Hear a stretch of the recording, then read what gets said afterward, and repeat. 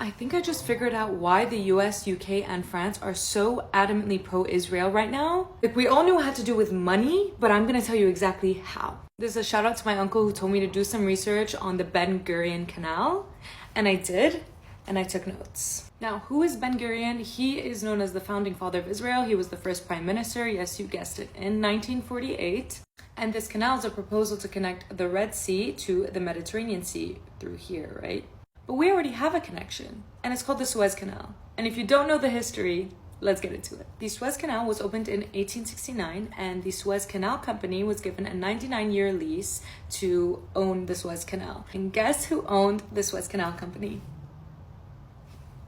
The French and the British. I think it's also important to note that the British Empire originally was opposed to building the canal because they thought it would directly threaten their economy, but instead they just decided let's benefit from it, bought 44% of the shares in 1875, so they were all good. Now in 1888, the maritime powers, Great Britain, Germany, Austria-Hungary, Spain, France, Italy, the Netherlands, Russia, and Turkey signed this thing called the Convention of Constantinople. What's important about this is it said that every single nation should be able to use the canal, whether at war, at peace. It cannot be denied access to anyone. In 1949, Egypt denied Israel access after the Nakba, after they did what they did. That was a huge deal. It was a big statement because of this. Now, in 1956, when the US was basically having a proxy war with the Soviet Union in that region, the Egyptian president at the time, Gamal Abdel Nasser, decided to nationalize the Suez Canal, so take it away from the British and French-owned company, essentially because the US reneged on a previous agreement to finance the Aswan Dam project that was for the Nile, getting water and electricity to the Egyptian population, etc., etc. This was a massive shift, a huge move in the region and globally. Probably why it was also used as a battleground in the 1967 Arab-Israeli War.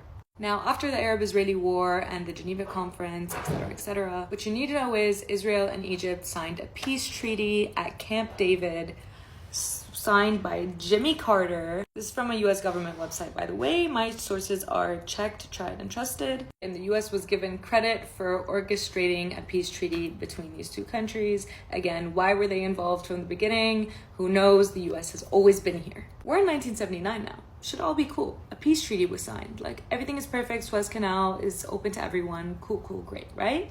Wrong. 16 years before this, and even before the Arab-Israeli War, the US Department of Energy and the Lawrence Livermore National Laboratory had been making a plan for something else. In 1963, they made a classified plan to help excavate the Negev desert hills with 520 nuclear bombs to help create a canal. This was only made public in 1993, 1994, depending on the sources you check. So at the time of the peace treaty, nobody knew this was going on, except, of course, Jimmy Carter. Now, we could also talk about how the war was a product of collusion between Britain, France, and Israel, and they decided to initiate the war, but we'll save that for another time. You might be asking yourself, why do they want to build another canal? Like, we have the Suez Canal right here. Why do we need a canal through here? This is where the money comes in, baby.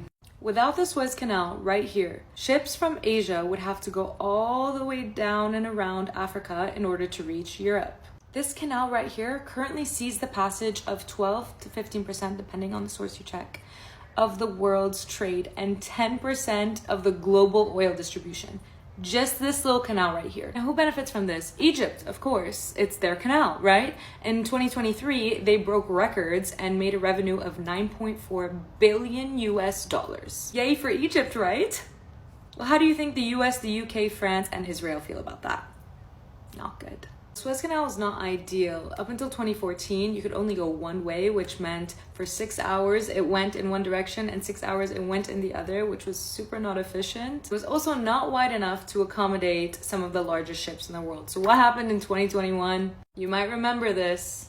One of the world's biggest ships jammed the Suez Canal, leading to approximately $900 million of losses. The US was really not happy about this, and the Pentagon released a statement that this made it difficult for the movement of their military vessels, specifically to Israel, but not to worry, they had other ways. Now, when they're planning the Ben Gurion Canal, they're planning to have it 50 meters deep, which is 10 meters deeper than the Suez Canal, and 200 meters wide, which will facilitate the biggest ships in the world going in both directions. Not only that, but directly competing with the Suez Canal, Israel projects that it would make them an annual revenue of about $6 billion a year plus. And now for the interesting part. There's one feature about the Suez Canal that's also really inconvenient, and that's the fact that it's built on pretty sandy shores.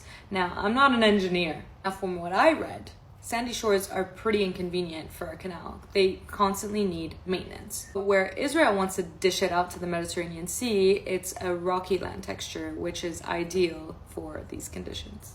Let's zoom into this. That's the Gaza Strip. How annoying is the placement of the Gaza Strip for them? They have to actually turn the canal around so that it avoids this piece of land. Do you see where I'm getting at? They don't want ships to have to do this entire round and add a little time and inconvenience to their journey and have such close proximity to Gaza. What if they just built it through Gaza? Oh no, wait, they don't want to do that. They don't want to help the Palestinian economy. What do you mean? That would defeat the entire purpose, wouldn't it? Unless they took that land. Yeah, that's what's going on.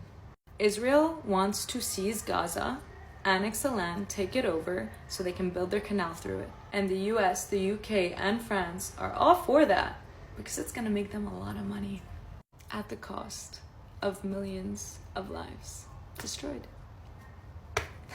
Unfreaking believable. Building this canal will not only redirect trade, but historically, Arab states used the Suez Canal to put pressure on Israel. So it will not only increase Israel's geopolitical standing, but it'll also become a strategic asset for diplomatic negotiations for Israel and take away the most powerful thing the Arab states had against the US, UK, France, and Israel to keep them in line. And there you have it. That's the reason.